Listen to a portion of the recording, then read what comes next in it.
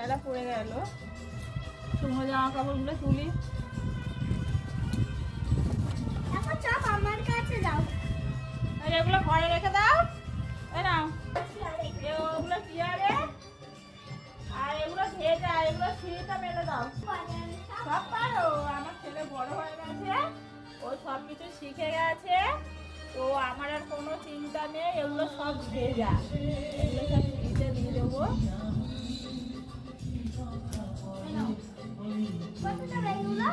ওগুলো আমি দিয়ে দেবো, তুমি এগুলো দাও। এইগুলো কোথায় দেবো? ওগুলো আমি দেবো, তুমি ওগুলো রাখো। এটা নাও। জলের পরটা খালি করে রেখে দিয়েছি। দেখো জলে আবার দুটো পিঁপড়ে পড়েছে বলে আমার ছেলে জল খেলো না। নিচে ছোট ছোট পিঁপড়ে আছে, নিচে বসে আছে, তবু খেলো না। যাই হোক, পরে ফেলে দেবো। করে জামা কাপড়গুলো শুকনো হয়নি বলে ওখান দিয়ে নিয়ে আর এখানে মেলে দিই। এগুলো এরকম করে দেয়, এগুলো ছোট ছোট তো, যেটা করতে বলে সেটা করে, ঠিক আছে? যেগুলো ওয়াকার সেগুলো করবে। হ্যাঁ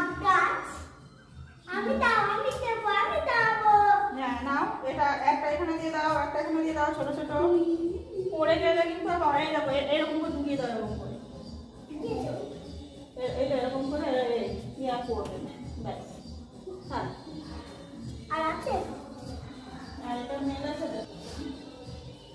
তো দেখো, আমি এখন রেডি হয়ে গেছি, এখন যাচ্ছি বাপের বাড়ি খেতে। কি খেতে? হাঁসের মাংস। বাবারা ফোন করে বললো যে হাঁস কিনেছি, চলে আসো। তো আমি এখন রেডি হয়ে বসে আছি বাপের বাড়ি যাওয়ার কথা নিয়ে বলে কথা। মেয়েদের পুরো এক্সাইটেড, তো রেডি হয়ে বারবার ফোনও করছে যে এখনো আসিস না, এখনো আসিস না। আমার ছেলে কিন্তু অলরেডি চলেই গেছে ওখানে। তো রাতে আর কি করা যাবে, তো আমরাও যাই। তোমাদের দাদাভাই তো এখনো রেডি হয়নি, রেডি হচ্ছে। তো চলো, রেডি হয়ে তারপরে তোমাকে মানে তোমাদেরকে বললাম, ঠিক আছে? বিকালে কাজ তো সেরেই দিয়েছি, এখন রান্না নেই।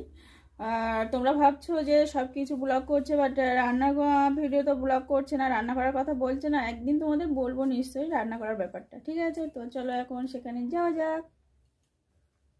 তো শ্বশুরবাড়ি যাওয়া মানেই মিষ্টি। দেখো, আমরা মিষ্টি কিনতে চলে এসেছি।